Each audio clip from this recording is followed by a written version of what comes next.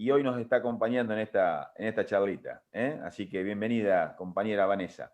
Bueno, largamos otra jornada más de diálogos para el encuentro. Hoy lo tenemos como disertante a un conocido sobre todo dentro del grupo de WhatsApp. Lo conocemos mucho, Aldo, por el grupo de WhatsApp, aquellos que no tenemos la posibilidad de conocerlo personalmente, hablando sobre un tema muy importante, que es el tema de los jubilados, y le hemos puesto el título a esta charla, Entre lo ideal y lo posible. Ese es el título que hemos puesto a la charla del día de hoy. Así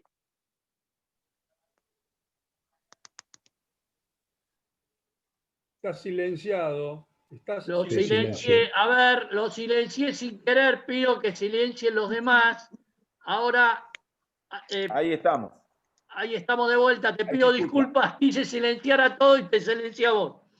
No hay problema, compañero Víctor. No, lo que les decía es que una jornada más, un día más de esto que se llama, de este espacio que se llama Diálogo para el Encuentro. Y bueno, y Aldo nos va a hablar sobre el tema de los jubilados, un título que hemos puesto en el día de hoy, Entre lo ideal y lo posible. Así que bueno, Aldo, vos conocés más o menos el formato de lo que es esta charla, son 15, 20 minutos de disertación, y después viene la parte de preguntas y respuestas entre todos los compañeros y compañeras y el disertante. Así que te escuchamos, compañero Aldo, y un gustazo, y bueno, darte la bienvenida y agradecerte que estés hoy aquí con nosotros. Adelante, compañero Aldo. Bueno, compañeros, buenas tardes a todos. Muchas gracias por la invitación y trataré de cumplir en ese tiempo un poco contarles algunas ideas básicas de lo que quiero decirles. Yo estuve 9 años trabajando en el ANSES, en el gobierno, en nuestro gobierno, hasta 2015. Renuncié cuando terminó nuestro gobierno, renuncié y me fui. No soy un especialista en sistemas previsionales, pero bueno, el haber estado en distintos lugares de ANSES me sirvió para tener una idea general de cómo funciona el sistema. Yo voy a empezar por acá abriendo el paraguas, digo, si alguien me dice los jubilados ganan poco, deberían ganar más, debería estar el 82%, yo le voy a decir, sí, exactamente, coincido con vos. Perfecto. No voy a entrar, digo, en esta discusión de decir que lo que está sucediendo ahora es lo ideal, sino que voy a hablar de que desde un lugar que además por ahí no pueden hablar los funcionarios, pues los funcionarios tienen ciertas limitaciones para comentar estas cosas, por lo que significa, digamos, el peso de la palabra de una, qué sé yo, hoy la compañera que está al frente del ANSES o un secretario o subsecretario, cuando dice algo luego eso tiene, digamos, un peso, una repercusión. En cambio, para quienes estamos de afuera, tenemos más libertad para contar cosas y por ahí mostrar algunas cosas que no se explicitan claramente desde los organismos del Estado. En el mundo existen básicamente 2 sistemas jubilatorios. El sistema de solidaridad intergeneracional, que es el que tenemos nosotros, y el sistema de ahorro individual. Y luego hay algunos sistemas que combinan estas dos cosas, ¿no? El sistema de solidaridad intergeneracional, ¿qué significa esto de la solidaridad entre generaciones? Significa que la generación que hoy está activa, que está laburando, con su trabajo y con su aporte, lo que hace es sostener a la generación que ya pasó, a sus padres y a sus abuelos. Este sistema que nace, digamos, en la década del 40 y que es el que adopta el peronismo en la Argentina, en ese momento, en la década del 40, la expectativa de vida de la gente no superaba los 50 años. Entonces, ¿esto qué significa? Significa que había una gran masa de gente en actividad, trabajando, y un sector de jubilados muy pequeño, porque se morían rápido, ¿no? Si no. Fíjense que recién en el año 60 el promedio de vida subió a 61 años y hoy estamos en 76 años, ¿no? Que son 80 las mujeres y 73 los hombres. Esto es otra característica. Yo siempre me causaba mucha gracia en ANSES cuando veíamos las pirámides de edades, como cuando subía la edad, la franja de mujeres, digamos, empezaba a achicar la franja de los hombres y se empezaba a estirar la franja de mujeres.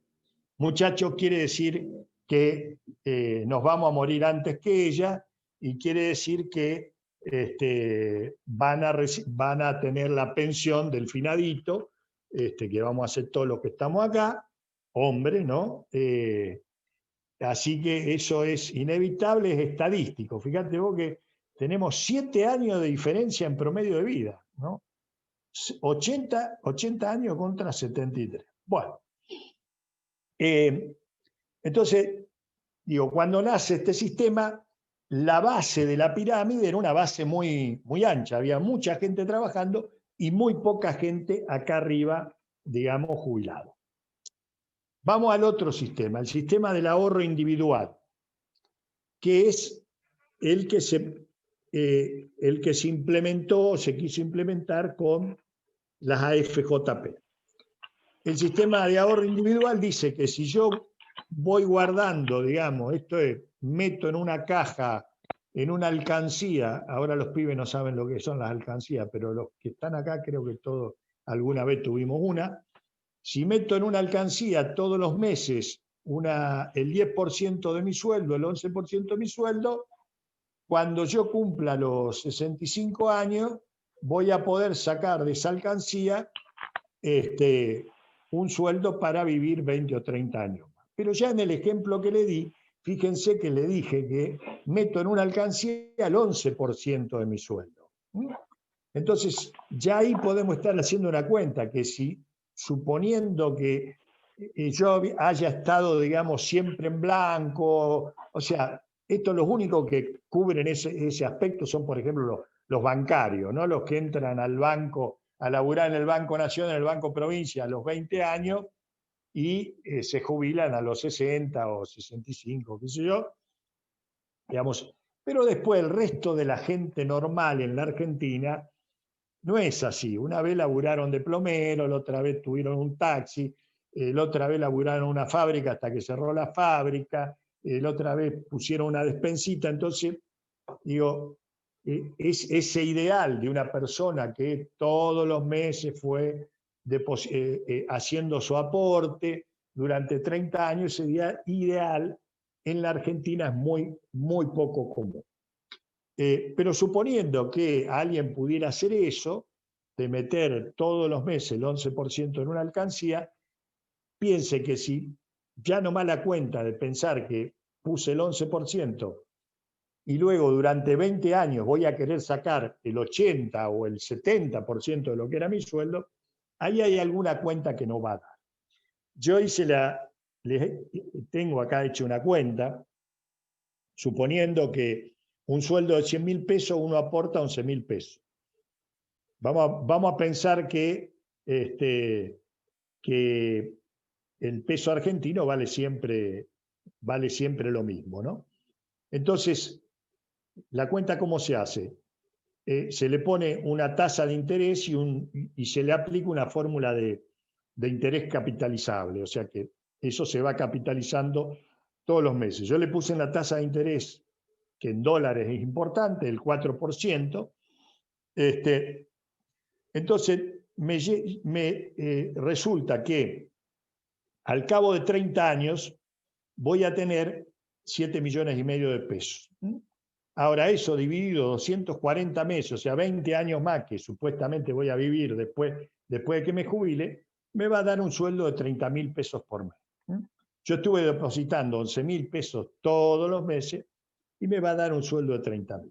Eso, si las cuentas son como supuestamente deberían ser, con la AFJP, ¿qué pasaba? El tipo que te llevaba, vos depositabas en una AFJP estos 11.000 pesos para que el tipo te lo administre y haga magia con las inversiones y qué sé yo, y ya nomás de entrada te podaban el 30% porque era el gasto de administración que tenía la FJP.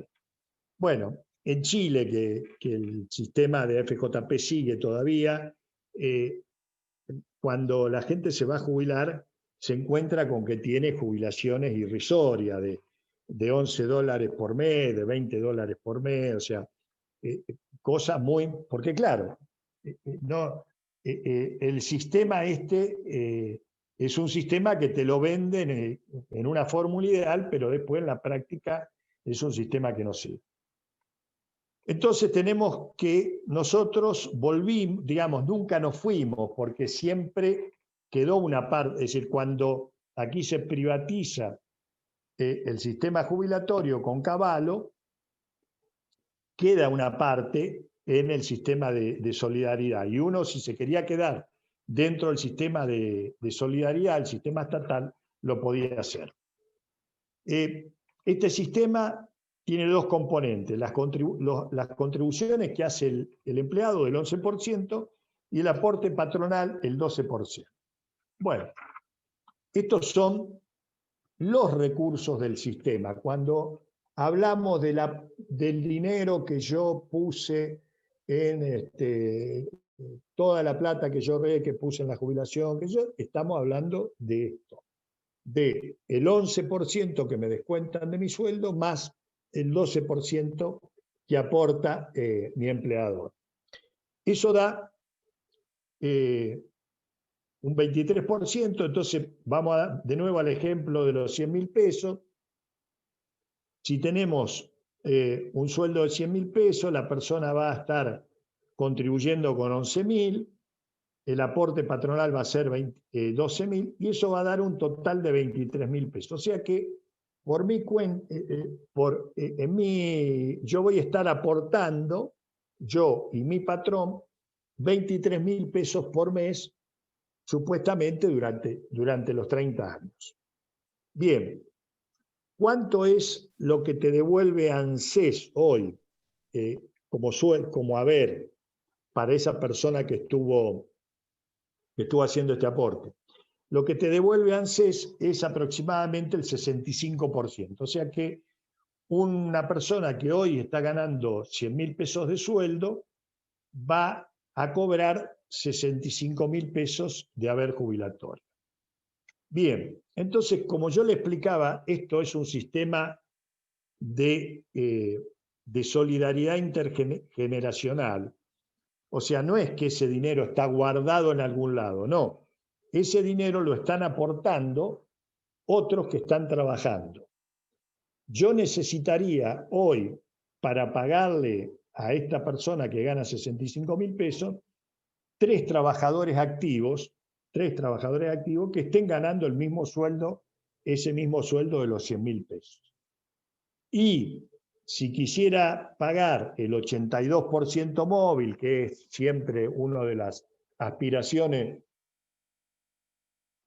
que tienen, digamos, el sector de jubilados, yo tendría que tener 4 activos, o sea, tendría que tener, en este caso, 4 bancarios que ganen, que estén laburando hoy, que ganen 100.000 pesos por mes, por cada bancario que tengo jubilado, para que entre los aportes y las contribuciones lleguen a los 82.000 pesos, que serían, digamos, el 82% móvil. Ahora bien, pero hay otro ingrediente en esto. generalmente cuando uno se jubila, cuando el bancario ese se jubila, está en el tope de su carrera, ¿no? Si el que está ganando 100 lucas ya está en el tope de su carrera. Quiere decir que hay muchos más que están, digamos, los que están activos, es gente que está ganando menos que él, o sea, son ingresantes o gente que tiene menos antigüedad y que en vez de estar ganando los 100.000 pesos, ganan 60 o ganan 70 o 50. Entonces ya si no tengo 4 que ganen 100.000 pesos, ya empiezo a necesitar más gente para el aporte ese, para que el aporte ese me pueda representar las 80 lucas que necesito. ¿Cuál es el número de activos considerado óptimo, ideal para un sistema intergeneracional? El número de activos sería 6 personas, o sea, tendría que tener 6 trabajadores aportando por cada jubilado que tengo.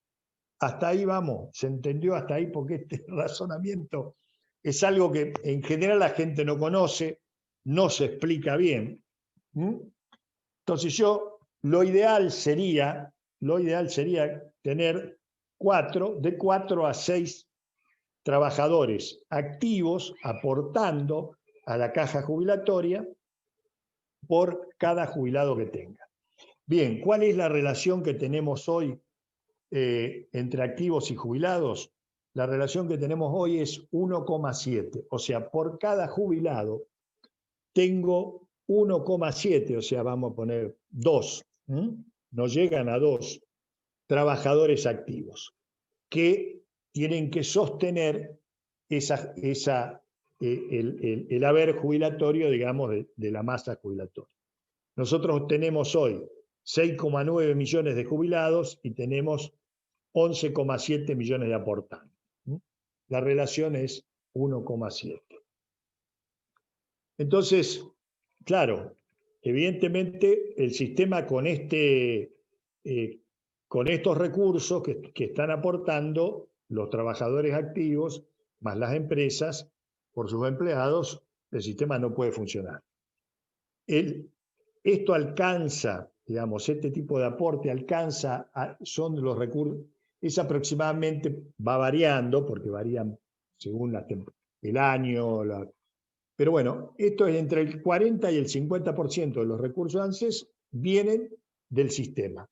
El otro 50% de los recursos ingresa por un mix de impuestos de distinta naturaleza. O sea, nosotros tenemos una parte del IVA va a parar al ANSES, una parte del impuesto a los combustibles, a los cigarrillos, los débitos bancarios. Ahora el dólar solidario, por ejemplo, creo que es bastante el porcentaje del dólar solidario que va a pagar al ANSES. Por lo tanto, cuando muchas veces se dice, bueno, pero no ve, este no aportó y le dimos la jubilación. Cuando esa persona, digamos, va a un supermercado y compra un paquete de galletitas, 1 kilo de yerba, o carga 1 litro de nafta, está haciendo un aporte al sistema jubilatorio. De manera, obviamente, de manera indirecta. En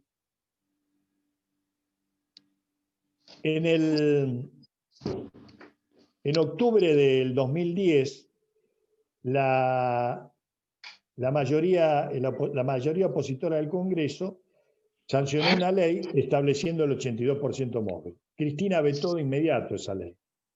Y Cristina dice, he vetado esa ley de quiebras que ayer sancionó el Parlamento. Lo que se sancionó es la ley de quiebra del país y no puedo permitir que el Estado quiebre porque tengo una ley que me obliga, afirmó Cristina en octubre del 2010 cuando se había sancionado, la oposición había logrado sancionar la ley estableciendo el 82% móvil. ¿Y por qué lo dice Cristina esto? Bueno, por lo que voy a explicar ahora.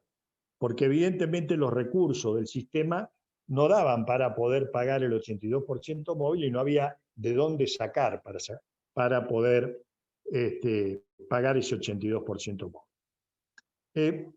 Este es el otro dato que se conoce poco y se omite en la discusión. Inclusive, yo no sé por qué los compañeros nuestros cuando hablan no informan esto correctamente. nosotros en el presupuesto 2021 está previsto que el gasto previsional es 4 billones de pesos.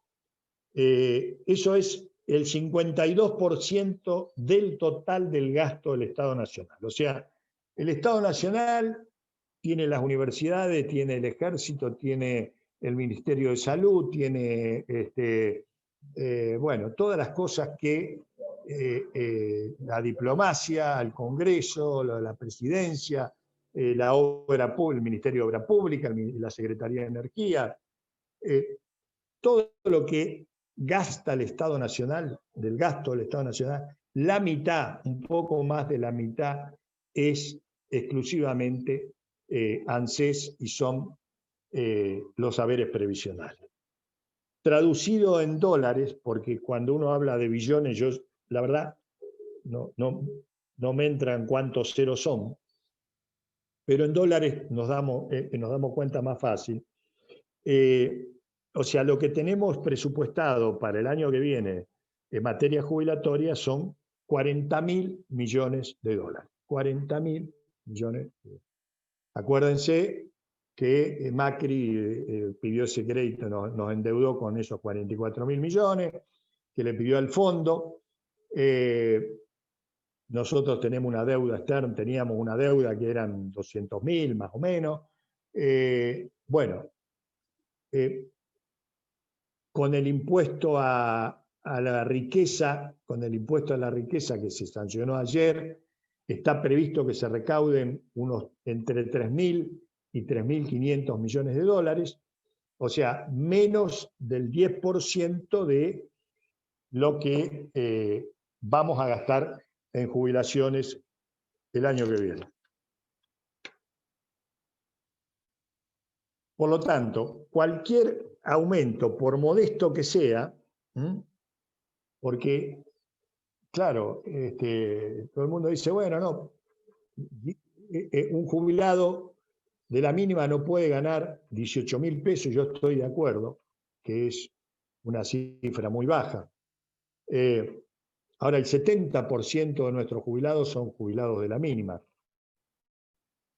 Cualquier aumento que uno produce, es decir, vamos a dar un 5%, anunció Alberto ayer, va a dar un 5% de aumento para diciembre. Bueno, esos son anualizados 2.000 millones de dólares. Si diéramos un 10% de aumento, que sería poco, seguiría siendo poco, porque si uno al de 18.000 le da un aumento del 10%, se va de 18.000 a 20.000. Sigue siendo poco. Bueno, eso estaríamos hablando de 4.000 millones de dólares. Y muchachos, yo cuando estaba en ANSES le daba una charla a los ingresantes y siempre les decía, digo, bueno, miren, este gobierno, nosotros estamos en un área que tiene dos patas, la pata buena y la pata mala. La pata buena somos nosotros, que en ese momento estaba Bocio. Digo, pues nosotros somos medio Papá Noel, ¿no? Damos jubilaciones, repartimos netbook, damos la asignación universal por hijo. Todas buenas noticias. Nosotros, todo era buena noticia lo que teníamos nosotros. Y ahora lo que ustedes tienen que saber, que para que nosotros demos buena noticia, es decir, que podamos repartir plata, hay uno que es el malo de la película, que en ese momento era Echegaray, que es el que la junta, el que recauda, el tipo que va a apretar a la gente para sacarle los impuestos. Ese tipo, ese no goza de ninguna simpatía de nadie, nadie lo aplaude a Echegaray y nadie aplaude a Marcó del Pom. Y acuérdense cuando casi nos cuesta el gobierno, en 2008, cuando le quisimos meter la mano, sumar unos puntitos de retención al semejante quilombo que se nos armó en el país. Entonces, esto no es soplar y hacer botella, que el Estado, lo primero que hay que entender, digo, para esto y para cualquier cosa, el Estado no tiene una máquina de hacer dinero interminable para atender todos los temas, todas las demandas justas que existen y que se le hacen al Estado, porque no es esta la única demanda, hay demanda de vivienda, hay demanda de hacer obra pública, de hacer caminos, hay demanda de hacer educación y de tener las universidades, hay demanda de salud, hay demanda, digo, y todas las demandas todas tienen su razón de ser y tienen su justicia. Y el que está a cargo de la administración del Estado, lo que tiene, lamentablemente, tiene que administrar lo que son demandas ilimitadas contra recursos limitados, porque este año el presupuesto nacional, que además el 20%, no sé, un porcentaje alto de ese presupuesto es maquinita, el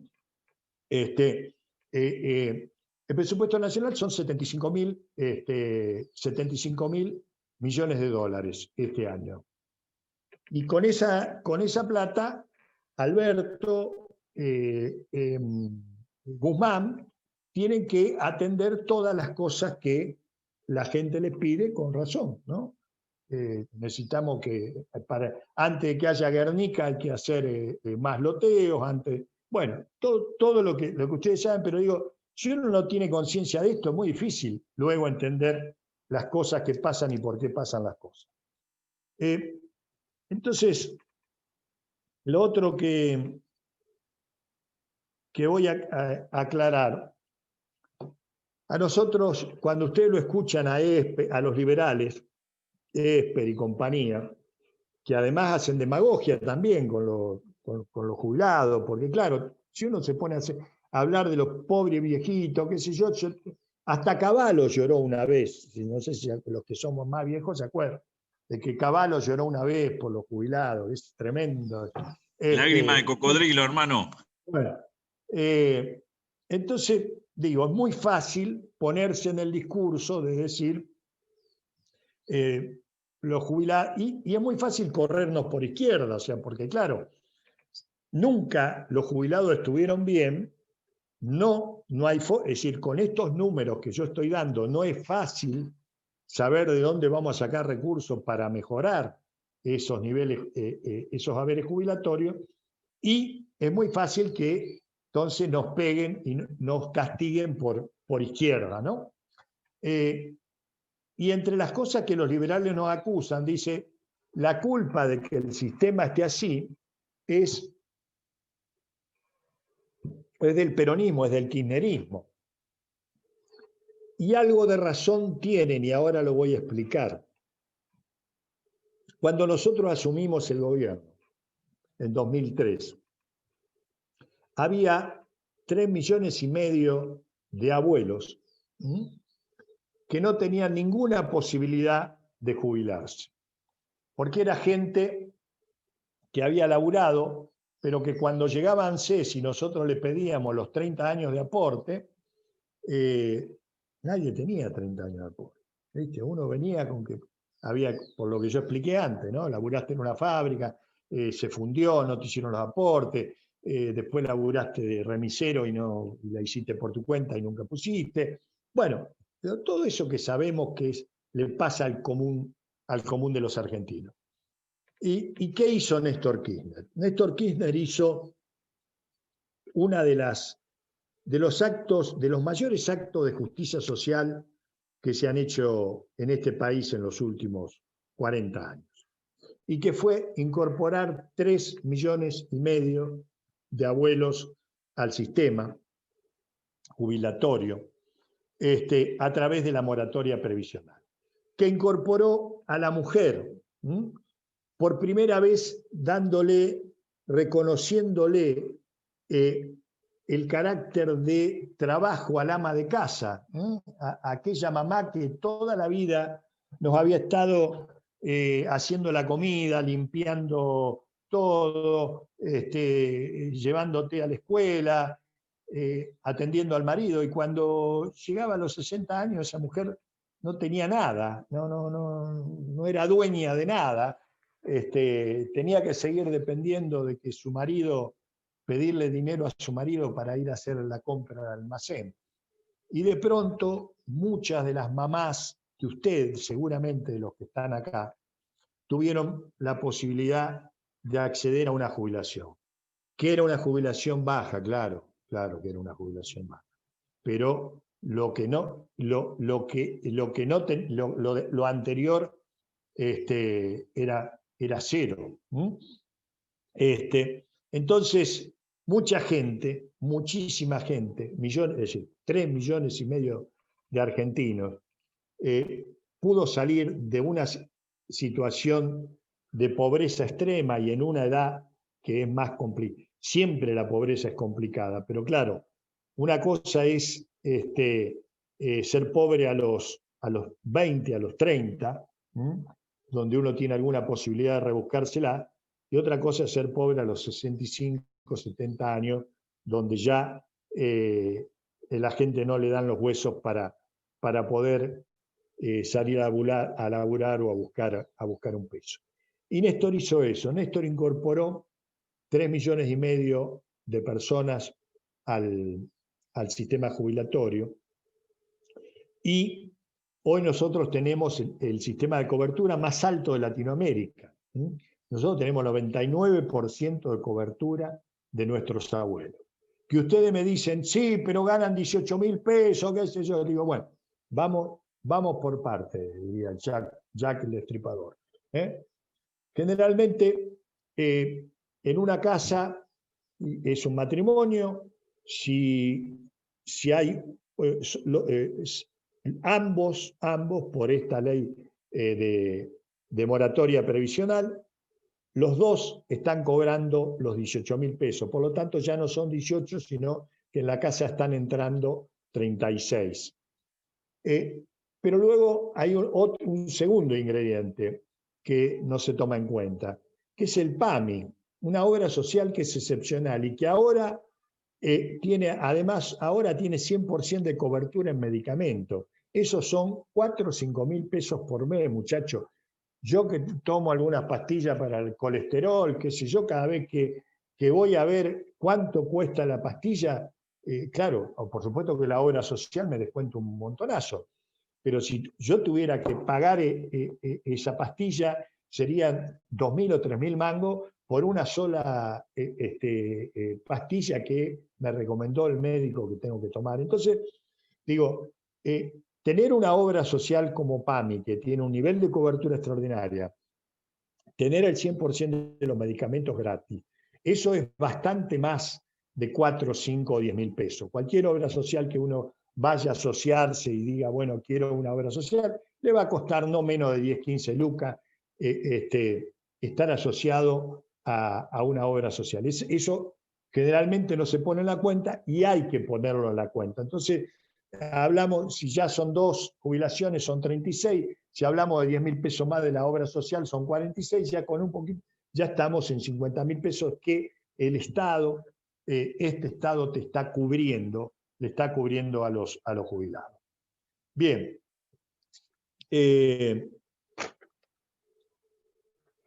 Voy a hablar finalmente de la fórmula que se va a poner ahora. Hasta el 2008, los aumentos de los haberes jubilatorios se daban por decreto. ¿Y qué hizo Néstor? Otra que se mandó Néstor también, pero con sentido peronista. Cuando Néstor asume, la mínima era de 150 pesos. Entonces yo dije, el 70% de la gente, de los jubilados, son la mínima. Y el 30% ya tienen haberes mejores y algunos haberes muy altos.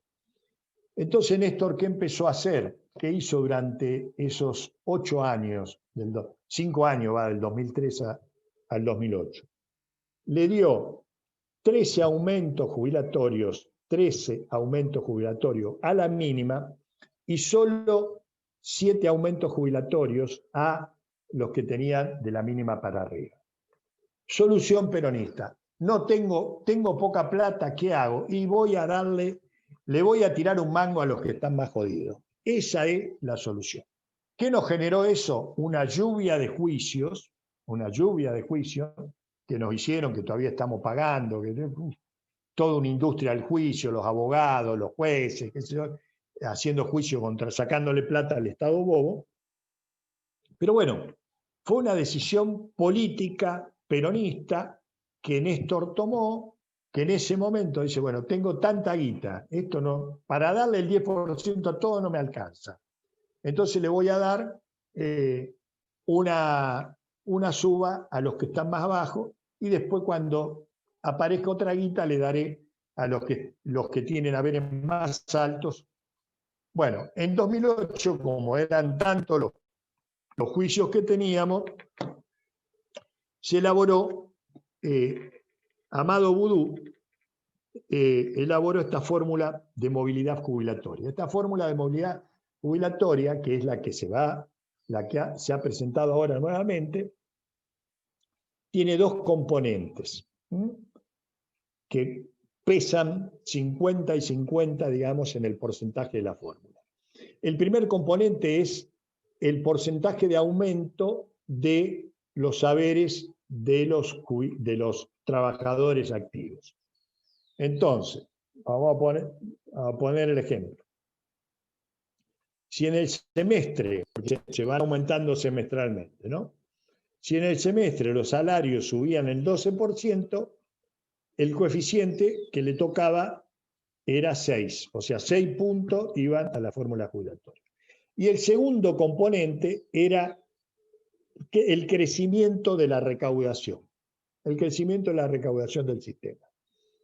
Entonces, también iba a la mitad.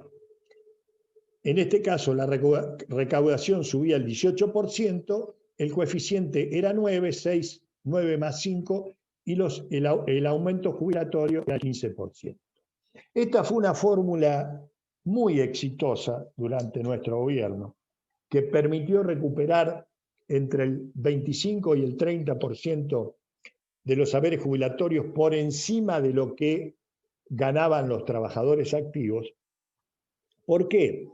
Porque con una economía en crecimiento como la que teníamos nosotros, la recaudación siempre estaba por encima de lo que de las paritarias, digamos, de lo que se conseguía en paritaria.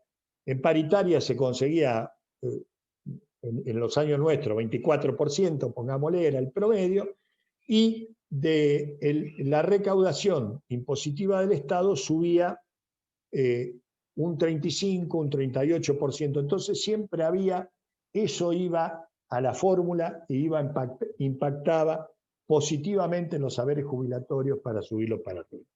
Esta es la fórmula que se está mandando y se está poniendo ahora.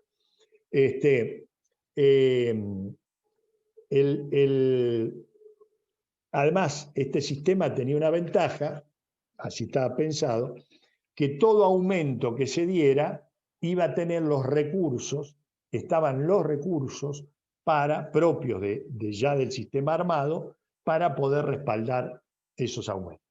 Esto fue una fórmula que la pensó y la diseñó Amado y fue lo que rigió hasta el 2016. Bueno, para terminar, decirle que este es un tema, el tema de las cajas previsionales, el problema jubilatorio no es un tema nuestro, es un tema mundial. Ustedes habrán visto hace unos meses atrás en Francia grandes despelotes que prendieron fuego París, y era por el tema de la modificación del sistema previsional. Pero el sistema previsional tiene un tema de fondo que es el del aumento de la expectativa de vida de nosotros los jubilados y la baja, digamos, y la poca cantidad de trabajadores que hay para aportar al sistema. Esto está en todo el mundo. Yo traigo pongo siempre el ejemplo de lo que pasa en Cuba, porque decimos, bueno, en el mundo socialista ahí no hay oligarquía, no hay sojeros, ya está todo expropiado, etcétera, etcétera. Pero el problema lo siguen teniendo ahí. Raúl Castro En el 2008 sube la edad jubilatoria de 60 a 65 para los hombres y de 55 a 60 para las mujeres. Y en su discurso dice, los cambios propuestos en la edad de la jubilación se corresponden con la realidad donde la esperanza de vida es cada vez más alta y la natalidad se mantiene. Dice, lo que se denomina esperanza de vida geriátrica, que es lo que se vive después de los 60 años, actualmente es 20 años para los hombres y 23 años para las mujeres. También allá ganan las mujeres. Dice, a estos años de jubilación hay que agregar los más de 20 años que la norma abarca, que la etapa del niño y estudiantes, ¿no? Dice, o sea, durante un periodo superior a los 40 años, algo más de la mitad de la expectativa de vida del cubano, todos estos gastos que incurre los asumen quienes trabajan y los trabajadores activos, que son cada vez menos. Para que tengan una idea, él daba también una explicación de por qué era, pero el haber jubilatorio en Cuba es de $10, o sea, 9 euros o $10. Y los trabajadores activos cobran entre 20 y $30.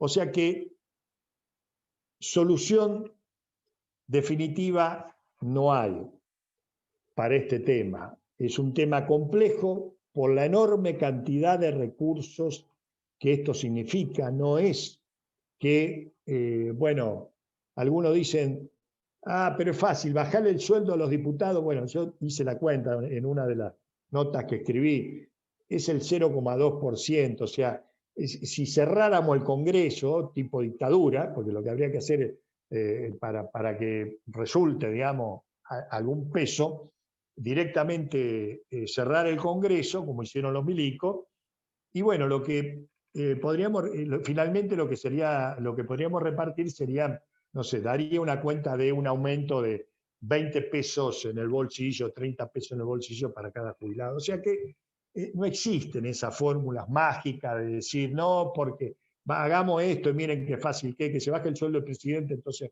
con ese sueldo damos de morfar, le aumentamos a los 7 millones de jubilados que tenemos. Esto no existe acá ni existe en ningún lugar del mundo. Esta es la realidad. ¿Cuál es la esperanza nuestra? Que la economía empiece a crecer.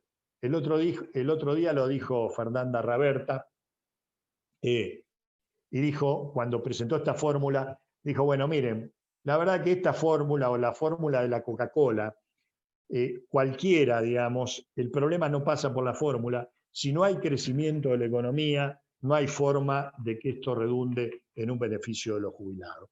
Nosotros esperamos la expectativa nuestra, la esperanza nuestra, que tiene que ver con la esperanza para el país, para los que el 40% de pobres, para el 50% de los niños en el país que están bajo el nivel de pobreza, y para los jubilados, es que la Argentina se recupere, empiece a caminar, empiece a crecer y tengamos mayores recursos del Estado para poder atender este tipo de cuestiones, digamos que obviamente son muy importantes, pero como decía al principio, no son las únicas. Todas son importantes. Es importante que los niños que están bajo el nivel de pobreza tengan la asignación universal, puedan comer, puedan ir a la escuela, puedan tener una zapatilla. Digo, y todas estas cosas estamos hablando que es el Estado el que tiene que aportar, y para eso tiene que haber recursos genuinos del Estado para poder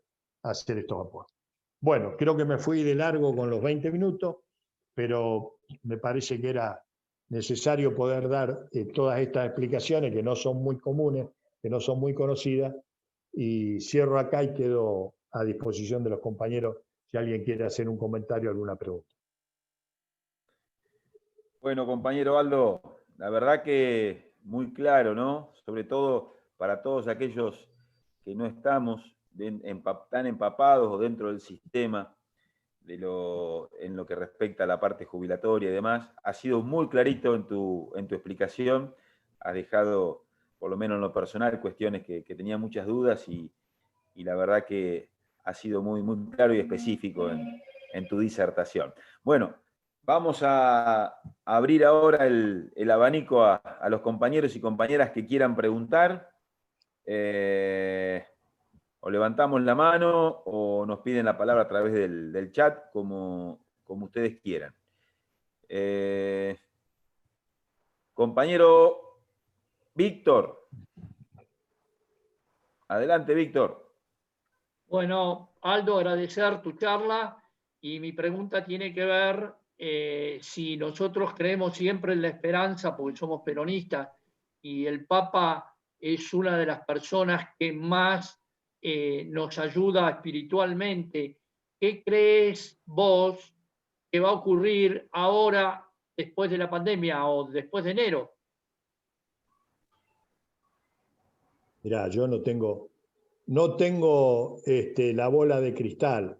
Creo que, o sea, yo siempre digo, este gobierno que venía, cuando estábamos el año pasado, y creo que alguna vez lo conversamos con vos, previo a la elección, mi preocupación siempre era, y yo así lo manifestaba a los compañeros, digo, yo no estoy preocupado por ganar, porque creo que vamos a ganar. Yo estoy preocupado por lo que nos va a tocar gobernar, o sea, por lo que viene después del 10 de diciembre en adelante. ¿Por qué? Porque nos estaban dejando un país en ruinas, porque hacer crecer el país nos costó 12 años. Y lo hicimos crecer hasta cierto punto. Ojo, dejamos 25% de pobreza, dejamos un montón dejamos desocupación. O sea, no era que estábamos en una Argentina del bienestar en 2015. Seguíamos teniendo graves problemas. Pero destruirlo es mucho más fácil. Y estos tipos en 4 años hicieron un proceso de demolición del Estado Nacional, un proceso de demolición de la industria nacional, un proceso de demolición de las posibilidades, digamos, de crecimiento en la Argentina, que fue enorme. Entonces, íbamos a llegar -10, ¿no? Y entonces, pero la expectativa, el problema era que nuestra gente, los que nos estaban votando, tenían una expectativa, y siguen teniendo una expectativa, de que llegábamos nosotros y al otro día los jubilados, en vez de ganar los 14.000, iban a ganar 36.000, íbamos a hacer las viviendas que hacían falta, íbamos a volver, digamos, a una situación similar a la que teníamos en 2007, 2008, 2009, de una economía, de una economía medianamente ordenada, floreciente, etcétera, etcétera. Y eso no iba a ser posible. Eso no iba a ser posible. Encima de esa situación se vino la pandemia, ¿no? El otro día, un amigo mío que lo vio al presidente, el presidente en la intimidad, ¿no? Dice: ¿vos podés creer que a mí en la puta me venga a tocar la pandemia de mierda esta? Claro, así, sí, encima de los quilombos con los que veníamos, y me viene, esto es como que te tiren, te caiga una piedra de 500 kilos por la cabeza. Bueno, vino la pandemia y se agravó todo lo que ya venía mal atrás, se agravó. Yo creo que vamos a salir, como dice Alberto, bueno, nosotros los peronistas siempre, estos destruyeron todo y siempre nos llaman a nosotros para arreglar el quilombo. Vamos a sacar el país del pozo de nuevo, pero eso va a llevar su tiempo, particularmente yo creo que, por ejemplo, esta fórmula va a ser beneficiosa para los jubilados porque el año que viene, naturalmente, la economía, a diferencia de este año, la economía va a empezar a crecer y la recaudación va a empezar a crecer. Esto, pero en comparación con lo de ahora. ¿Por qué? Porque acá ahora se cayó todo al suelo. Entonces, por poquito que se empiece a mover la economía, que empiecen a funcionar las cosas, se van a empezar a tributar mayores impuestos, y esta fórmula va a estar bien porque va acompañar, digamos, y va a impactar positivamente en el aumento jubilatorio. Y luego, creo que hay dos cosas fundamentales que Guzmán ha hecho. La primera es el patear la deuda para el 24, 25, 30, y sacarnos de encima. Nosotros teníamos que pagar entre este año y el año que viene, teníamos de deuda privada 26.000 millones de dólares. Imagínense si además del despelote que tenemos, tuviéramos los acreedores, como los tuvimos en algún momento, jodiendo, embargándonos, que nos agarran, qué sé yo, los aviones, que agarran a la fragata, bueno, todo el despelote que se arma cuando uno declara un default. Y eso fue un enorme éxito de nuestro ministro de Economía, haber resuelto eso. Ahora está peleando, digamos, patear esos 44.000 millones de dólares que le regalaron a Macri para que gane la elección, pero que lógicamente no le podemos... el responsable es el país. Acá no existen las responsabilidades individuales. El responsable, el que tiene que pagar la cuenta, somos nosotros. No. Por más que digamos Macri, qué sé yo, pero al fondo no le podés decir, a los acreedores no le podés decir, anda a buscarlo a Macri ahora, no. El que firmó fue el presidente, como firma este presidente y otros presidentes que irán a firmar en adelante. Así que yo creo que esas dos cosas han sido, son cruciales. Estas dos cosas, creo, o sea, que estaban planeadas. Alberto tenía planeado resolver esto, terminar con todo este lío en marzo, abril o mayo, y bueno, y que a partir de mayo ya disipado el tema de los acreedores privados y los del Fondo Monetario, pudiéramos empezar, digamos, a funcionar, que la economía empezase a funcionar de otra manera. Esto, producto de la pandemia, se demoró. Bueno, yo supongo que lo del fondo lo van a resolver antes de fin de año, y el año que viene la economía sí o sí va a empezar a funcionar nuevamente, a ponerse en funcionamiento nuevamente. Y bueno, hay un montón de planes y de ideas en el gobierno para poner en marcha todo esto, pero hace falta lo principal, que es que la maquinaria empiece a rodar, el carrito empiece a rodar de nuevo. Así que bueno, yo soy totalmente optimista de que vamos a salir adelante. Ahora, estamos en una situación, este era un gobierno de transición, es un gobierno de transición. Es un gobierno similar al que agarró Duhalde en el 2001. O sea, acuérdense, antes de que llegue Néstor, hubo 2 años de Duhalde La Baña, donde el despelote que nos dejaron en el 2001 se empezó a ordenar. Entonces, más o menos, cuando llegó Néstor, había una cierta base para empezar a movilizar y a hacer crecer la economía. Pero hubo primero un periodo de transición que fue muy complicado. Y nosotros ahora estamos pasando ese periodo de transición. ¿Puedo decir algo? Sí, yo quiero decir que volviendo un poco a los números, ese 1.7 que tenemos de aportantes por cada jubilado, que es una barbaridad, y esto pasa en casi todo el mundo, podría empezar a mejorarse, porque los peronistas somos optimistas, porque además, como dijo Aldo recién, siempre los peronistas sacamos el país adelante. Inclusive la transición del Cabezón fue buena, con La Baña, pero yo creo que ese 1.7, si bien no va a modificar mucho los números, Aldo, y vos los tenés, creo que si se incorporaran, como se van a incorporar porque el país va a crecer, desocupados y en negro, a ser aportantes, ese número se puede empezar a modificar. si el país crece además, porque va a crecer, porque somos peronistas, los jubilados van a mejorar, vamos a mejorar nuestros ingresos.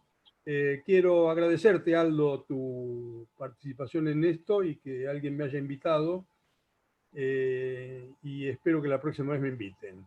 Les agradezco mucho y sigamos adelante, y somos peronistas, vamos a sacar el país adelante, vamos a sacarlo adelante. Somos optimistas, nos falta ganar del todo la calle, ya empezamos, y los gorilas están pasando por un muy mal momento a pesar de ese terrible número del 41% que tuvieron en la elección. ¡Viva Perón!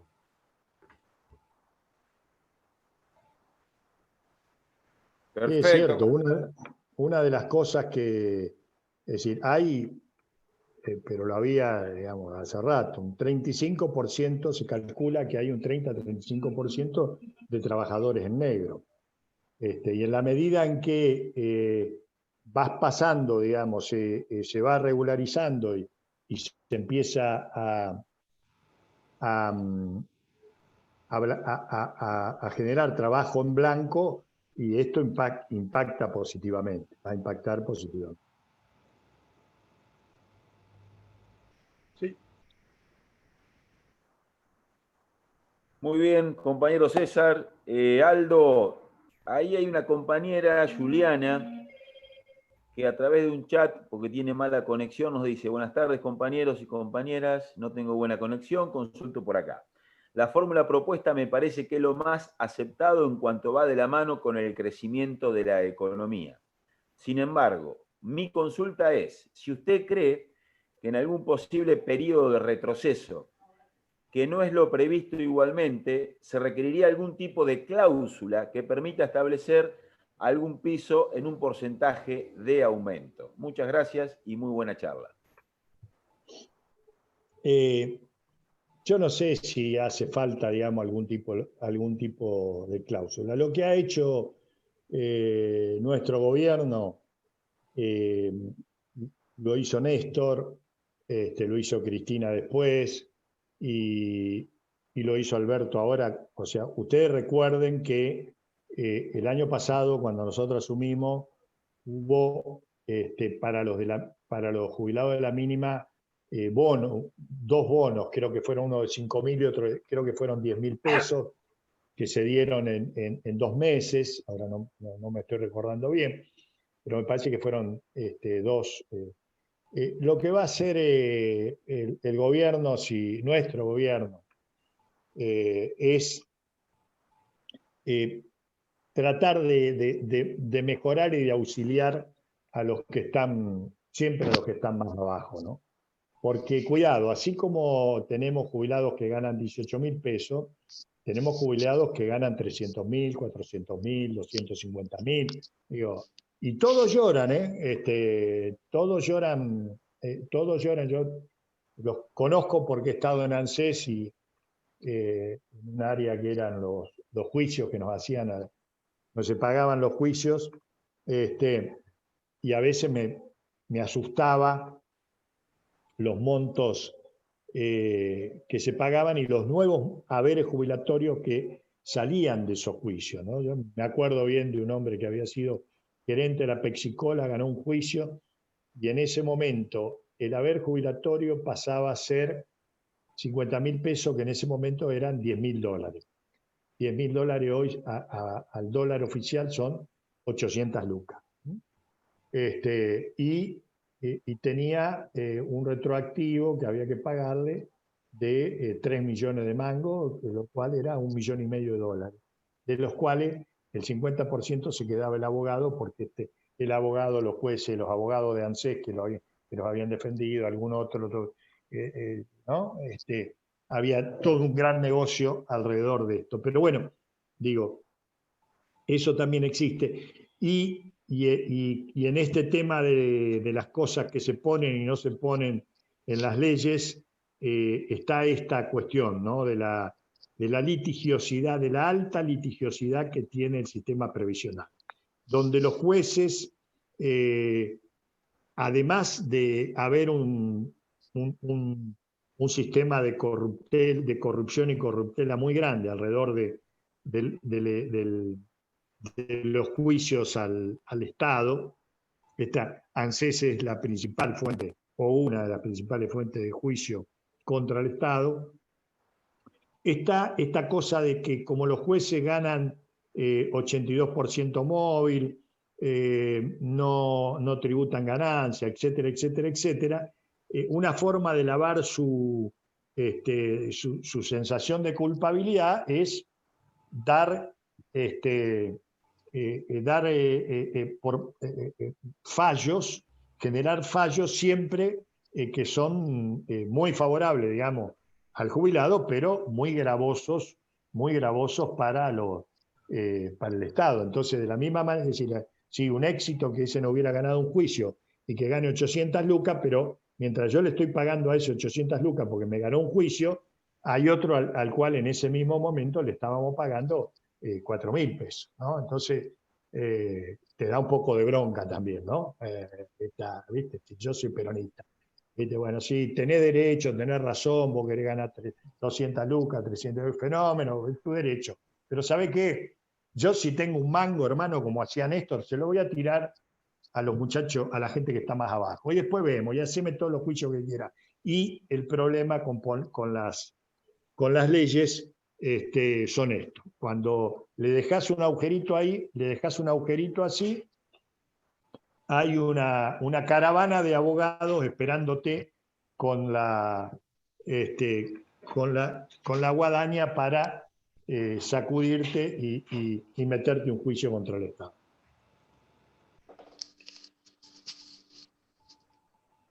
Perfecto, Aldo. No sé si algún otro compañero o compañera quiere realizar alguna pregunta. Yo la verdad que... pasamos a... Sí, Hola, adelante. Marcos, compañero Marcos. Sí, buenas tardes. Adelante, Marcos. La verdad que todo un placer para mis tímpanos, mis oídos, escuchar esas palabras. La verdad que hermoso. Tenía tres preguntas, aunque bueno, son una, ¿no? Pero la verdad que sinceramente, y llegando tarde, que pido disculpas también, me quedó, pero más que el agua mineral me quedó clarísimo. La verdad que yo, mire, lo voy a aplaudir ahora, porque la verdad que para mí fue una hermosura haberlo escuchado, sinceramente. Y bueno, nada, la verdad que un placer. Emocionado, tengo la piel de gallina. Agradecido y a los compañeros también por esta participación.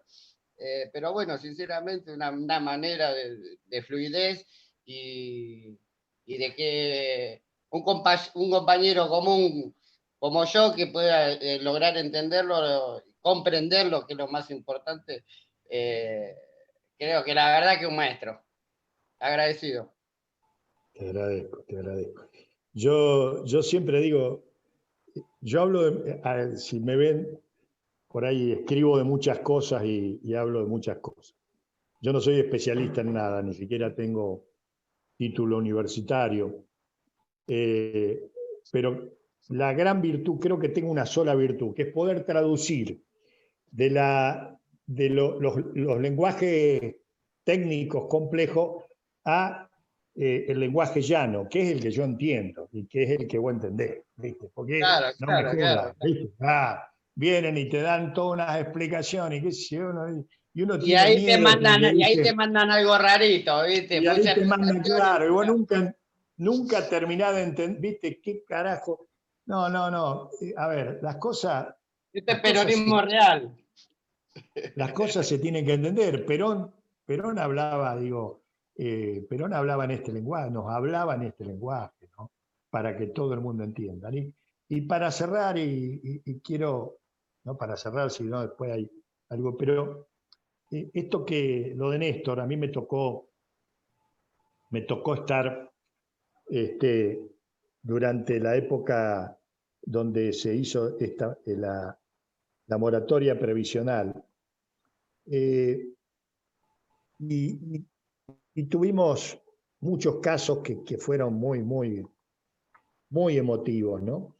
Y uno de los casos que más recuerdo en San Martín de los Andes, si alguien alguna vez pasó por San Martín o va a ir, se va a encontrar que suele haber en las confiterías, en los lugares así, unas fotos muy típicas que son del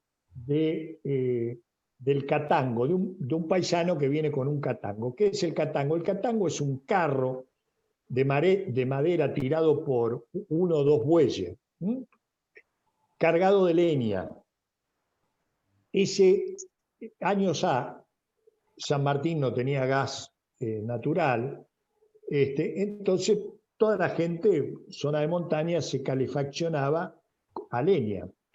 Y estaban estos paisanos que vivían en la montaña, que bajaban al pueblo con estos catangos a vender la leña y entregar la leña al pueblo. Y cuando un día hacemos un acto, qué sé yo, de entrega de esto, y aparece un viejito, tiene 85 años. 85 años. Era el tiempo que había esperado. Y entonces el compañero dice, bueno, este hombre trabajó toda su vida en esto, pero claro, ¿qué aporte jubilatorio le podés pedir a ese hombre que bajaba de la montaña en los inviernos con nieve, con lluvia, que cortaba la leña allá arriba en la montaña y venía a vender su leña al pueblo para hacerse unos pocos pesos y mantener a su familia?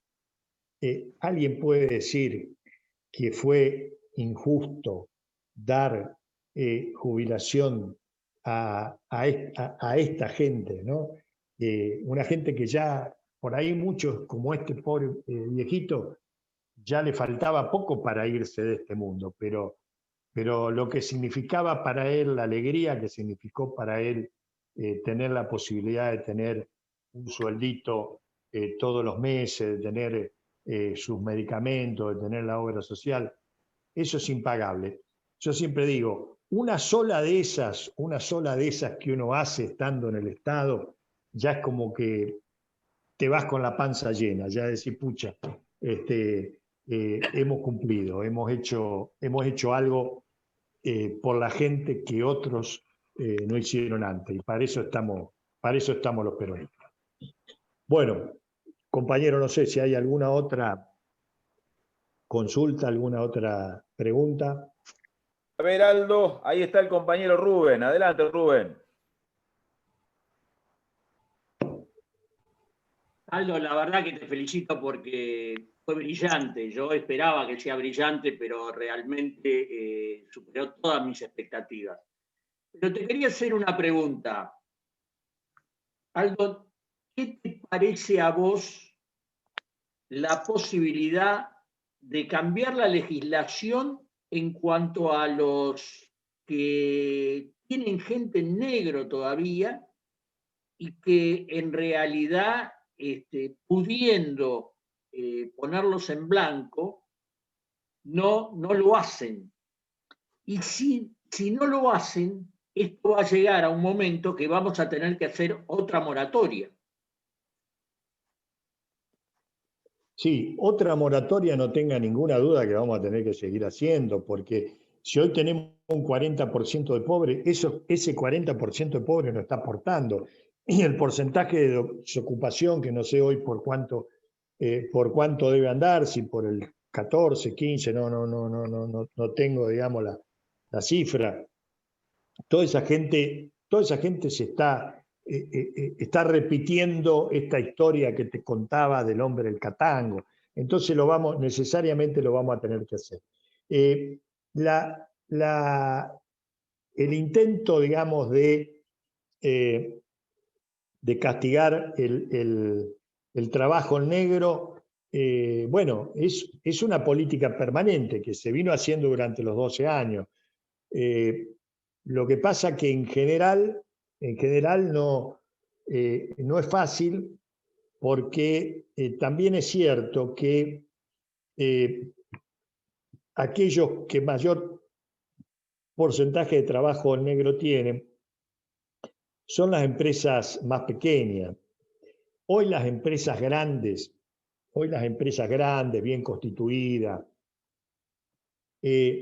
los tipos no quieren joder porque saben que tener un trabajador en negro le puede generar un bolonqui tremendo, y si vos tenés una empresa en funcionamiento y con capital y qué sé yo, te van a hacer un enorme agujero si te agarran, o si el mismo trabajador, digamos, va y te arma y te hace pleito.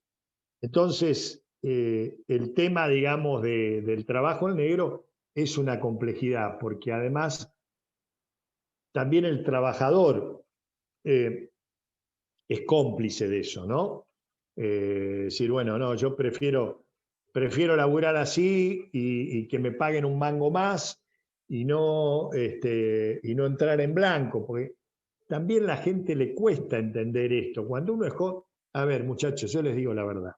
Yo laburé 9 años en ANSES y me pasé dando cátedra de que había que revisar los aportes previsionales y que había que aportar y qué sé yo. Bueno, cuando yo me fui a jubilar, me encontré que me faltaban años y que tuve que andar haciendo, no sé, anduve como 6 meses buscando los papelitos. O sea, todos son, porque cuando uno se aviva de que necesita los papeles de que necesita los aportes para jubilarse, 2 años antes, o el año antes, o el momento en que vas a jubilar. Hasta ese momento, claro, cuando me digo, no, pues yo tengo un montón de años de aporte, che, te faltan 2 años y medio. ¿Cómo me faltan 2 años y medio? No puede ser, ¿viste? Si yo laburo, bueno, claro. Yo nunca la verdad no me había fijado nunca. Y si me hubiese fijado 2 años antes, que es lo que hay que hacer, y es lo que yo recomendaba desde ANSES, porque hay que decirle a la gente esto. Nosotros en ANSES tenemos, digamos, la posibilidad de ir a rastrear tu historial de trabajador, buscar aquella empresa donde trabajaste, buscarte los aportes, etc. Pero todo eso lleva un proceso largo que a veces atrasa la jubilación.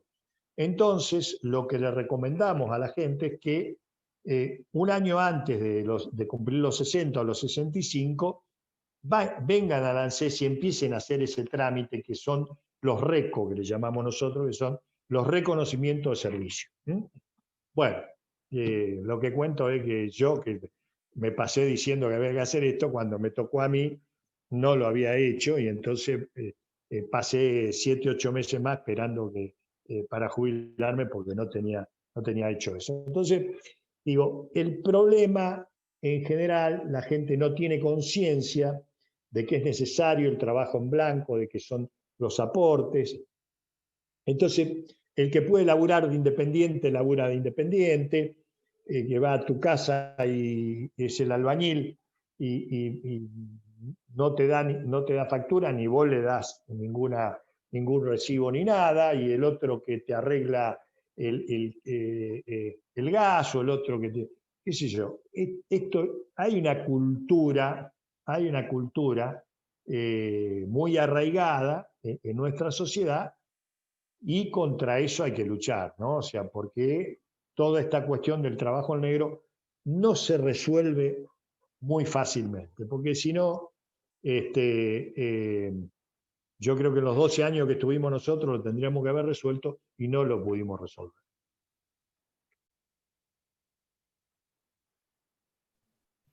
Perfecto, compañero Aldo. Bueno, vamos a la última pregunta. Compañera Patricia, adelante.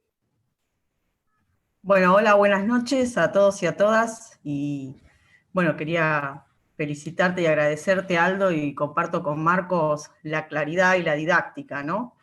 Yo que me relaciono en el mundo del trabajo, pocas veces escuché una charla tan clara explicando este tema que es complejo, ¿no?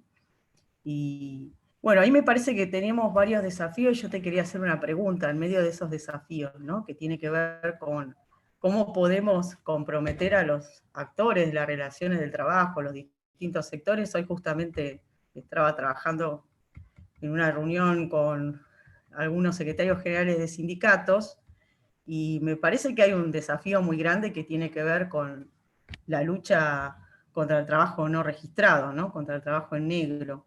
Esto sigue siendo siempre pendiente, ¿no? El tema de inspección de trabajo, el tema de poder profundizar en ese sentido, ¿no? O sea, mucha clave del financiamiento está ahí, ¿no? Hasta sectores que tradicionalmente no existía casi trabajo en negro, como por ejemplo era la industria metalúrgica, todo eso ha tenido un gran avance del trabajo en negro, ¿no?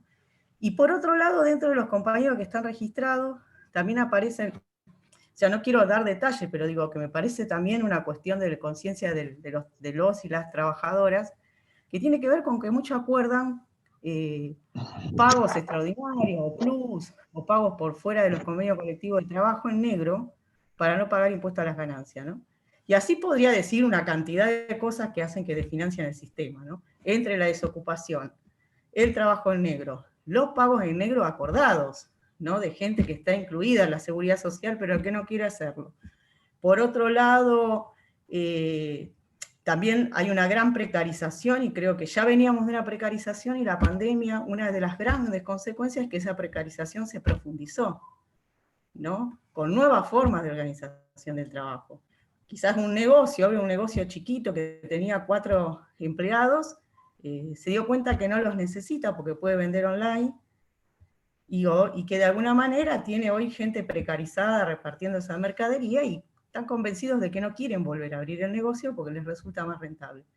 Y así un montón de cuestiones, ¿no? Y obviamente el sector empresario, porque acá muchas veces yo le digo a los compañeros y compañeras que son delegados, que son trabajadores con los que yo trabajo a diario, que a veces veo que critican. Si yo soy crítica a los sindicatos, creo que hay un montón de cuestiones a mejorar, ¿no? Pero me gustaría ver que criticaran por lo menos un 20% a los sectores empresarios, de cómo se critica a veces a los gremios, ¿no?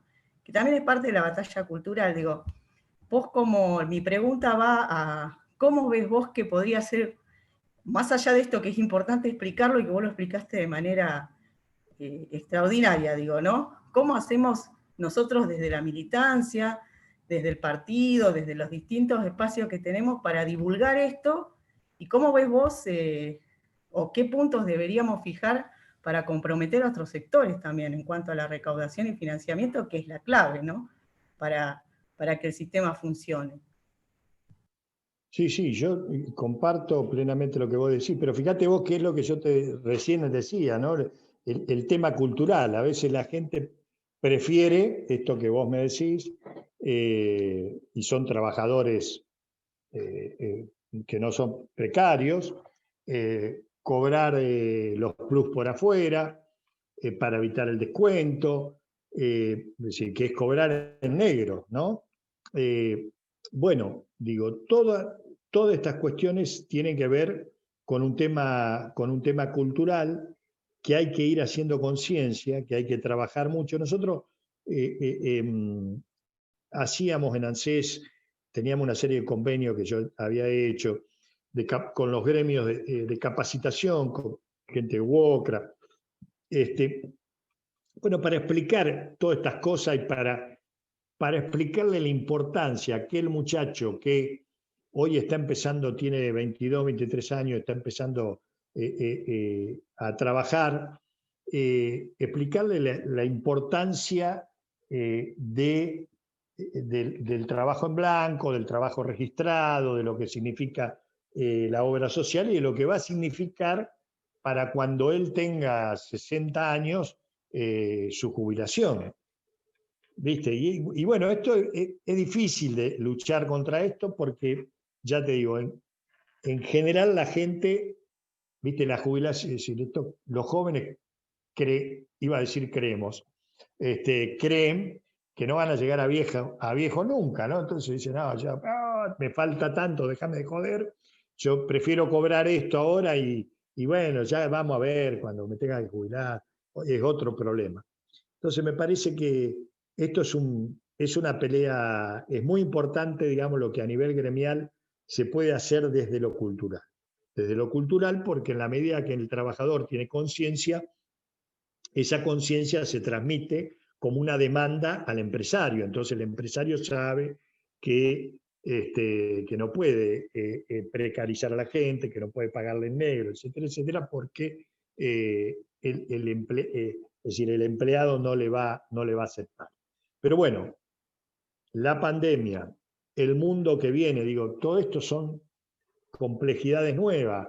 Es decir, pensando en el mundo de trabajo, en lo que significa esta maquinita bendita que estamos usando en este momento nosotros, y lo que significa, digamos, esto en materia de disminución de puestos de trabajo por su reemplazo por la robotización, por estos nuevos mecanismos. ¿Viste? Es decir, hay todo un espectro, digamos, muy, muy amplio que se escapa por ahí al tema específico que es usos previsionales, pero que bueno, que están, es decir, esto es sistémico, no hay una cosa por un lado, las jubilaciones por un lado y la economía por otro y el trabajo. Y a mí a veces, viste, la gente dice, sí, no, pero fíjate que en Holanda, en Dinamarca, sí, bueno, claro, pero vos me estás comparando un país que tiene ya un nivel de desarrollo económico-social 5 veces superior al nuestro, con economías que todavía seguimos siendo dependientes, que seguimos siendo subdesarrolladas, que nos cuesta poder salir de lo monotemático de exportar soja y carne, ¿viste? Entonces, digo, todo está imbrincado en un sistema, y lo que tenemos que tener claro, digo, yo siempre planteo la contradicción. Miren, me voy a ir para otro lado, pero esto lo leí del maestro Jauretche, que era un gran maestro, un gran didacta en esto de explicar las cosas con... Yo digo siempre, yo creo que lo imito sin darme cuenta, creo que lo intento imitar a Jauretche, porque él explicaba las cosas de manera muy sencilla. Y él dice, la diferencia que tiene, digamos, la enorme diferencia que hizo Estados Unidos en el siglo XIX en relación a nosotros, fue aquello que se llamó la guerra de las camisetas. Eso que nosotros conocemos como la guerra de secesión, que supuestamente era porque algunos querían que los esclavos, liberar a los esclavos y otros mantenerlos esclavistas, Jauretche lo grafica muy claramente como la guerra de las camisetas. ¿Por qué? Porque había un proceso de industrialización en el norte, y el sur era un sur atado a el algodón, al cultivo del algodón, y para el cual usaba mano de obra esclava, y era digamos, el desarrollo, es decir, el trabajo alrededor de, es decir, la producción alrededor de una materia prima, que para nosotros, en vez de ser algodón, era y es la carne, el trigo y la soja. Entonces, los del norte, que empezaron a industrializarse, decían, nosotros vamos a industrializar el algodón, vamos a hacer camiseta, pero lo que necesitamos es quien compre esas camisetas. Entonces, no nos sirve que haya esclavo, porque el esclavo no cobra sueldo y por lo tanto no puede comprarse una camiseta. Hubo una guerra civil y ganaron los fabricantes de camisetas. Nosotros tuvimos la misma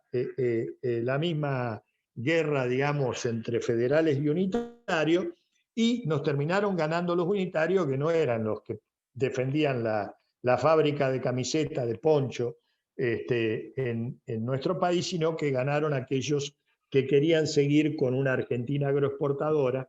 Por lo tanto, del 1800 a la fecha, la contradicción en nuestro país sigue siendo la misma.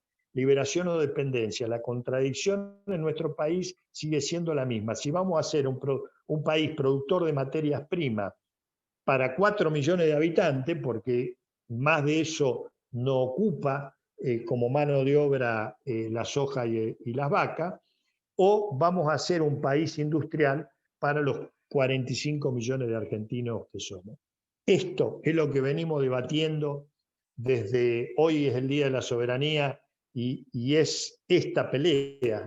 ¿Cuál es la pelea? ¿Por qué el día? ¿Qué llevaban los buques? 60 buques mercantes, como dice la canción, 60 buques mercantes, 20 de guerra, 20 de guerra. Bueno, eran 20 de guerra escoltando a los 60 buques mercantes. Los 60 buques mercantes lo que venían a traer era mercadería industrializada para vender en el litoral argentino, en Santa Fe, en Corrientes, etcétera, etcétera. ¿Cuál era el planteo de los federales, de Rosa? Decir, no tienen que pasar, comerciar libremente, entrar esas mercaderías a comerciar libremente. Nosotros tenemos que tener barreras arancelarias, tenemos que tener protección a nuestra industria, porque hay cosas de esas que, por ejemplo, se producían en Paraguay y que no tenemos que comprársela a los ingleses y los franceses, tenemos que comprársela a el que produce en nuestro país. Bueno, esa misma batalla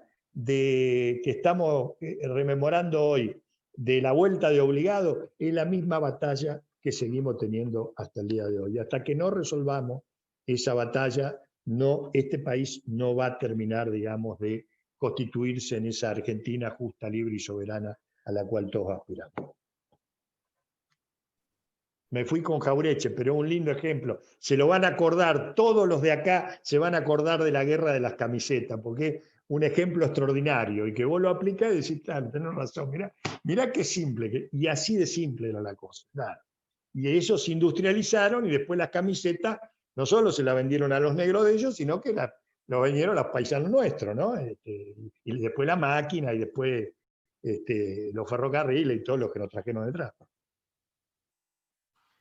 Muy bien, Aldo. Bueno, ahora sí, vamos a la última pregunta, así dejamos descansar a Aldo. La verdad que ha sido una charla de lo más rica en su contenido. Muy claro, Aldo, realmente. Así que vamos a pasarle la palabra al compañero Pablo y, bueno, luego la respuesta de Aldo y ya damos finalizada la jornada de hoy. Adelante, Pablo. Sí, gracias, Leo. Muy corto porque la verdad ha sido muy didáctico, muy pedagógico y una grabación para compartir y concientizar y formar, ¿no? Y lo que ha expresado Aldo es un resumen muy claro de la historia del sistema previsional y los desafíos de este sistema que reivindicamos, que es el sistema intergeneracional. Pero también lo que él habla depende de su fortalecimiento, su alcance y todo, de la implementación del proyecto nacional y popular. Si no hay mercado interno, si no hay trabajo, generación de trabajo, ese sistema, Aldo lo sabe muy bien, como recién lo expresó, se debilita. Es decir, el sistema previsional en el mundo está en crisis, los sistemas privados más que en crisis, y el de reparto necesita también de la solidaridad a través de, como dijo muy bien Aldo, de tributos que fortalezcan este sistema. Pero también es claro que nuestro país y Estados Unidos inclusive, con esta onda neoliberal, los ricos, que no son solamente actores económicos, sino que son actores políticos, muy bichos las corporaciones, han hecho del sistema tributario un sistema regresivo. Es decir, pagan los trabajadores y no pagan los ricos. Y la batalla que se viene, yo creo que la de ayer o anteayer fue una batalla ganada, 130 y pico de votos, sabemos que es excepcional, pero como bien decía Aldo, nosotros tenemos que generar una cultura de la formalidad laboral. Eso contribuye al sistema previsional, al sistema de seguridad social, al sistema de reparto, pero también tenemos que generar las condiciones que el pequeño comerciante, el pequeño industrial o el mediano tengan la voluntad de blanquear a sus trabajadores y de esta forma contribuir a todo lo que ha expresado Aldo. Es decir, la batalla que se viene es desarmar desde la época de Cavallo esta transformación de alguna vez tuvimos un sistema progresivo del sistema tributario a un sistema que ahora es regresivo, a un sistema tributario progresivo, es decir, que paguen los que más tienen, como era en antaño o en el peronismo, o en los países que se habían industrializado con el estado de bienestar. La pregunta es esta, Aldo. Creo que esa, no sé qué opinás vos, pero me interesaría escucharte si esa es la batalla que se viene. Se ponen todos locos las corporaciones que nos ha dejado el neoliberalismo, pero me parece que es la batalla que tenemos que dar, ¿no? Mira, acá me voy a meter en otro tema.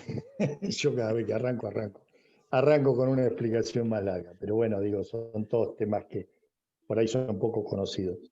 Si ustedes recuerdan el tema del Panama Papers y las denuncias contra Macri, eso lo hizo un diputado compañero mío, que es Darío Martínez, que ahora está el secretario de Energía, y en realidad, digamos, quien se ocupó de investigar y seguir metiendo ampliaciones, 10 ampliaciones le metimos a la denuncia contra Macri, sobre todo el tema de las offshore, fui yo. Esto me llevó a profundizar en esta cuestión, una cuestión bastante escondida, bastante difícil de saber, de conocer. Pero que por eso se las voy a, digo, como ya la aprendí, se las voy a explicar facilito de qué se trata. Las grandes corporaciones han descubierto un sistema para no tributar impuestos en ningún país del mundo.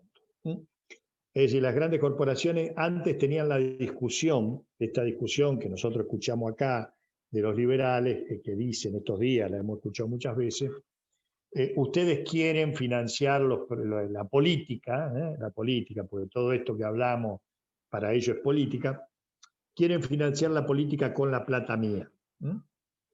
Entonces yo no voy a pagar, bueno.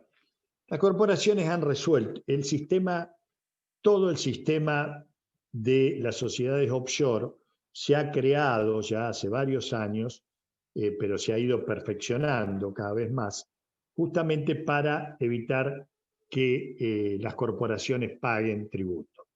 ¿Cómo funciona esto? Funciona de una manera muy simple. Por ejemplo, se pone el ejemplo de la exportación de bananas en Ecuador o en algún país de estos. Entonces, hay una compañía multinacional que exporta bananas, como acá podría exportar soja. Entonces, exporta bananas supongamos, $1 o 10 centavos de dólar el kilo. ¿A quién le vende esa banana?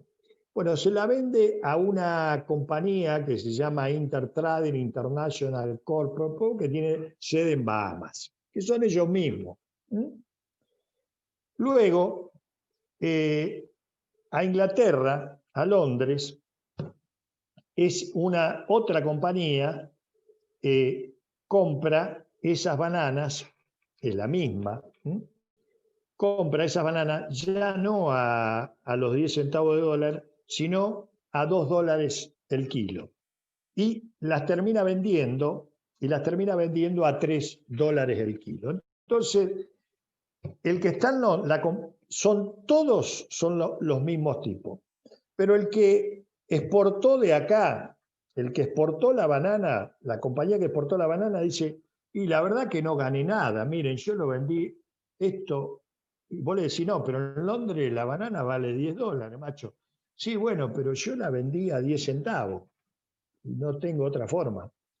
Y el que la compró en Londres dice, sí, pues yo la vendo a 10 porque la tuve que comprar a 9 o a 8. Me están matando. Son todo lo mismo. Lo que pasa que hacen, digamos, la parte de plusvalía, la utilidad del negocio de la banana, no está en la compañía que está radicada en Ecuador, ni en la compañía que está radicada en Inglaterra. La utilidad de ese negocio queda en esas compañías offshore. Por lo tanto, el que tiene que tributar en Ecuador tributa 2,50 mangos y el que tiene que tributar en Inglaterra también tributa 2,50 mangos. Entonces, ya las compañías, las corporaciones, le están haciendo esto no solo a nosotros, se lo están haciendo a Europa. Europa tiene contra Microsoft un reclamo por 9.000 millones de euros por ventas que han hecho, pero que lo han hecho desde un paraíso fiscal. Entonces, como los tipos lo hicieron en un paraíso fiscal, dicen que no quieren tributar. Vale. Esta es la nueva que están haciendo. Esta es la nueva que están haciendo. Entonces, ¿qué dicen las grandes corporaciones? Dicen, bueno, ustedes quieren tener Estado, salud, ejército, etc. Yo no tengo problema, tengan todas esas cosas. Eso sí, yo no pongo un mango. La guita la van a poner los empresarios, digamos, los pequeños y medianos empresarios, que no les da el volumen de negocio para meterse y hacer todo este desparramo de offshore, o lo van a pagar los consumidores, que son en definitiva trabajadores de cada uno de estos lugares. Esta es la otra gran trampa moderna que están usando las corporaciones, que nos dificulta enormemente poder ir a tributar, ir a decir, señor, usted laburó en Argentina y ganó 10 millones de dólares, bueno, le voy a aplicar el 35% de ganancia que nosotros aplicamos acá, que son 3 millones, no, porque el tipo me va a mostrar su balance y me va a decir, mira, yo no gané 10 millones, gané 1. Entonces, en vez de pagarme 3,5 millones, me va a pagar 350.000 dólares de costo. Esto es lo nuevo, digamos, y contra todos estos desafíos, y todo esto, muchachos, nosotros tenemos una obligación, los militantes, los cuadros del movimiento nacional, que es actualizarnos, aprender, saber de estas cosas, porque cuando uno no sabe de estas cosas, te joden. Entonces, cuanto más lo difundamos, cuanto más aprendamos cómo los mecanismos, digamos, que el enemigo usa para jodernos a nosotros, mejor nos vamos a saber defender.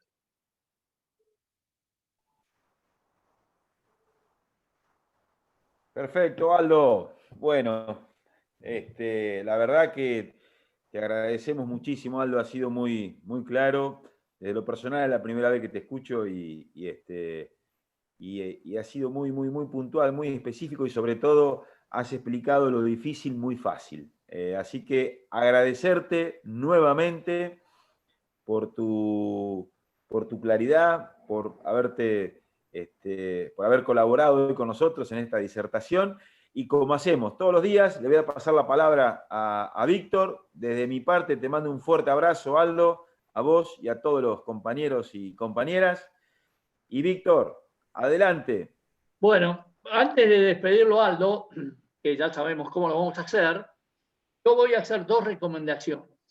El viernes que viene va a estar Cristian, el compañerazo Cristian Arroyo, aquel que codo a codo con Fer empezaron a luchar con ojos y hicieron, al que no lo conoce, una lucha muy linda acá en Mar del Plata para todos aquellos compañeros que estábamos en los movimientos de liberación. Y nos va a hablar sobre un año de gobierno nacional y popular. Y la otra recomendación, que esto sí pongo mucho énfasis porque yo la llevo conmigo y espero que les dé el mismo resultado que me da a mí, es tener 2 libros de cabecera, o por lo menos de consulta alguna vez. Una se llama La lealtad, los montoneros que se quedaron con Perón. Y el otro libro es Salvados por Francisco, su autor Aldo David, mi amigo, mi compañero, y me guía en muchas cosas cuando yo por ahí me quiero desviar del camino. Aldo, ponemos el corazón en la mano. Ponemos el corazón en la mano y abren los micrófonos, porque vamos a devolverle con ese fuerte aplauso que necesita el compañero Aldo David.